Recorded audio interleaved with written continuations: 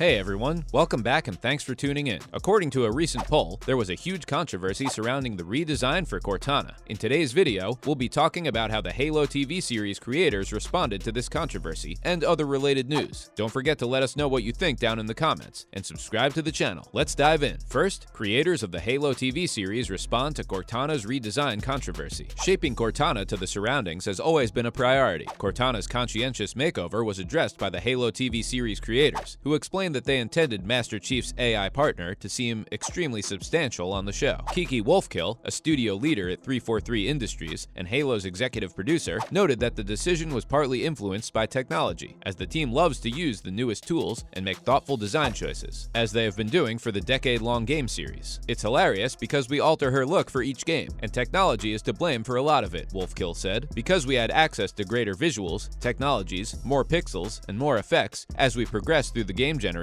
we were able to make a lot of design improvements. As a result, it has always been about adjusting Cortana to the situation. I understand why the original design is so valuable to people. I'm interested to see how it's received. Wolfkill is eager to see something fresh and unusual. We're also curious to see how Cortana appears in this updated rendition. The AI has distinct ambitions than the Cortana we've known for the previous 20 years, according to developers. While Cortana has gotten most of the spotlight, there has also been some concern regarding the Master Chief's voice quality. In place of Steve Downes, who has played the game character since 2001's Halo, Pablo Schreiber will now take on the role. One person said it was their least preferred portion of the Halo franchise teaser, which is understandable. Is the Halo TV series like the video games? The video game Halo was published in 2001, at the peak of American militarism in the aftermath of September 11th. Its kind of hoorah screaming and do-right militarization of space opera appeared to mesh nicely with the national mood. It took many years for Bungie, the game's original creator, to consider the hero's ethically dubious basis.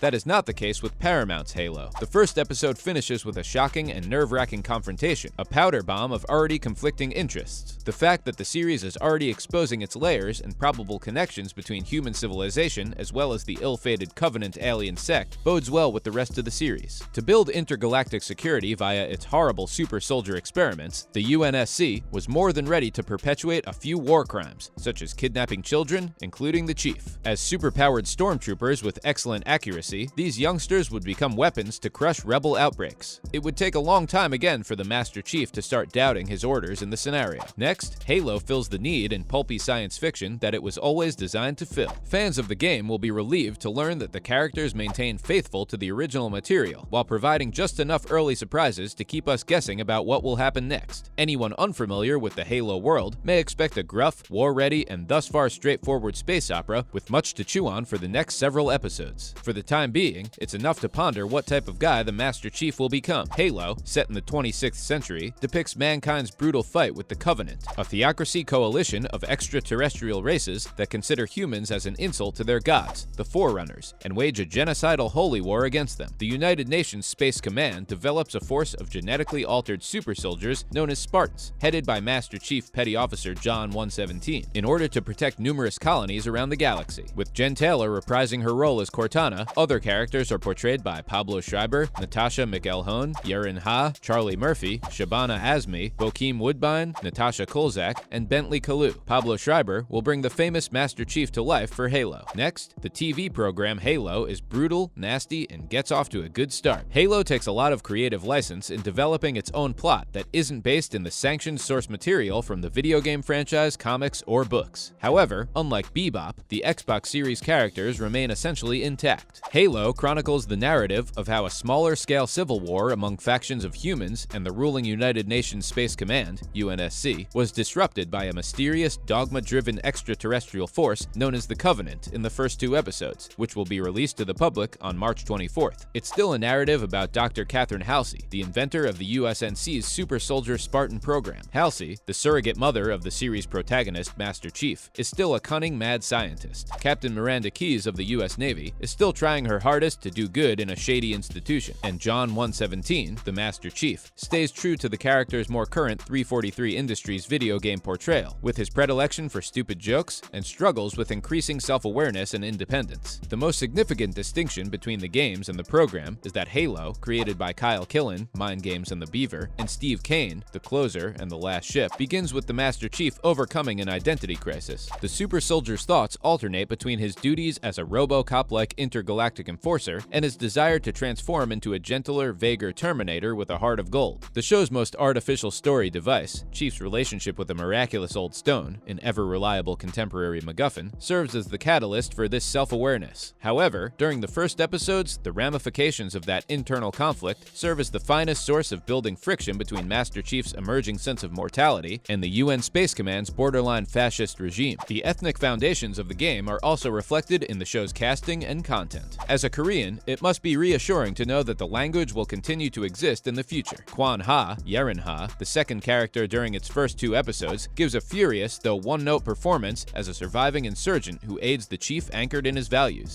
On the UNSC side, Olive Gray and Danny Sapani, who play Miranda Keyes and Jacob, provide some warmth, which contrasts with Shabani Azmi's cold and calculated Admiral Margaret Parangoski. It's also difficult not to be lured in by Pablo Schreiber's powerful and passionate portrayal of Master Chief's moral ambiguity. Lovers of the games might be astonished to learn that the Chief gets unmasked, and frequently, during the first episodes. After the shock wears off, players become accustomed to his gravely sculpted mug, surrounded by so much green steel. The part necessitates a stern portrayal that softens with time, and Schreiber's face conveys that narrative frequently and plainly. The Master Chief is solemn, yet not hesitant to assert himself when he feels he is correct. There are several signs that there will be no major twists in the story. By the second episode's first half, viewers may be sick of hearing a character murmur, "I don't know," in response to a query that, if the program follows the narrative of the video games, fans of the series will already know the solution to. What is the payout for the Chief's devoted fans if they play out similarly? The show's difficult balancing act will be reconciling this sense of nostalgia with its plot and characters' rhythms against the show's characters and factions' heightened tensions. It has succeeded in the first episodes. It's unknown whether Master Chief will progress, especially given how soon in his career his faith crisis occurs. And while we get glimpses of his soon-to-be AI sidekick Cortana, voiced by Jen Taylor, who also voiced the figure in the game franchise, we don't know how she'll be incorporated into the show's dynamic. Their friendship and chemistry will be crucial to the show's success, especially among the show's core audience. Her first episode is awaited with bated breath. Halo doesn't do enough to stand out amongst the smorgasbord of science fiction television after 2 episodes, but no other program offers as many visual, exotic thrills. The Covenant mothership's hallways are decorated like a monastery or a bigger, weirder version of Kim Kardashian's Belgian-inspired LA home. It's cheesy and menacing, but also memorable. When will the Halo TV series debut? The Halo television show will premiere on Paramount Plus on March 24th. The show was supposed to premiere in the first half of 2021, according to Showtime. The COVID-19 epidemic delayed filming on Showtime's Halo television show, as it did many other things in 2020. Episodes will be distributed on a weekly basis, rather than all at once. Can we expect the Halo television series to renew for a second season? Yes, we will see a second season with Master Chief in a year or 2, unless something terrible happens. In February, Paramount announced that Halo will be renewed for a second season. That's all we have for today's video. What do you think of the upcoming Halo TV series? Did you play the Halo games as a kid? How nostalgic do you think it will feel after viewing the trailer? Let us know down below in the comments.